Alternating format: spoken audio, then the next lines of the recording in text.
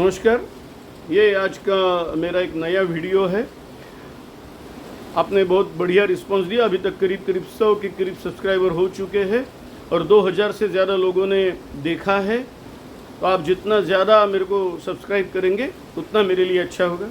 आज का वीडियो है, 2 दिन पहले उद्धव ठाकरे ने एक प्रकार से उप मुख्यमंत्री देवेंद्र फडणवीस को एक चैलेंज दिया था कि अभी जिस प्रकार से आपने हमको और हमारे बेटे को फंसाने की कोशिश की है, जो गृहमंत्री अनिल देशमुख ने कहा था कि अगर इन दोनों को फंसाओगे तो हम आपको जेल से छोड़ देंगे, अब तो या तो आप रहोगे या तो हम रहेंगे।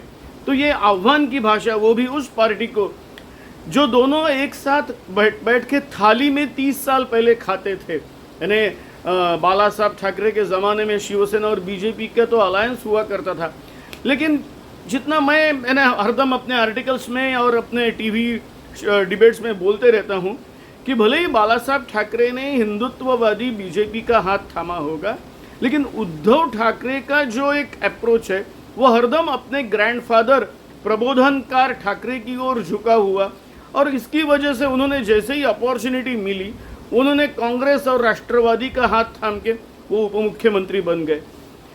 ये आह्वान देते हुए यहाँ तक नहीं रुके। उद्धव ठाकरे ने ये भी कहा कि अब तो आप पार्टी जिस प्रकार से तोड़ी है हमारी या राष्ट्रवादी की, उसका भी जवाब देना पड़ेगा। अब ये सब इसके लिए आ गया है क्योंकि ऐसी घटनाएं 2.5 साल में हुई है। दोनों पार्टियां तोड़ी गई, उनका सिंबल लिया गया बहुत, और यहाँ तक कि आदित्य और उद्धव ठाकरे को भी फंसाने की कोशिश की। बीजेपी का हर नेता एक्यूजेशन करता था करप्शन या इसके लिए सुशांत सिंह राजपूत या दिशा सैलियन की आत्महत्या में उनका नाम लाने की, घसीटने की कोशिश की गई। तो ये जो एक गुस्सा है वो उद्धव ठाकरे का उमड़ पड़ा है, और उसकी वजह से उन्होंने कहा है कि एक तो अभी तो तुम रहोगे या तो मैं। और जो जिस प्रकार के रिजल्ट आए हैं लोकसभा में वो देखते हुए मुझे ताज्जुब नहीं होगा कि 175 से 200 के बीच में ये 3 पार्टियों की महाविकास आघाड़ी रहेगी।